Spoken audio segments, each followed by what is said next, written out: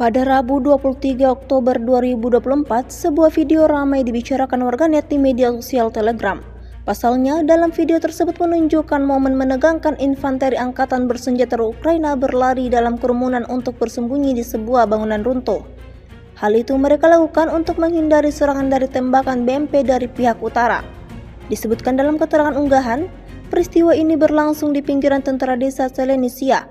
Akibat serangan kilat yang dilakukan tentara Kiev Utara, para militan angkatan bersenjata Ukraina alami kehancuran total.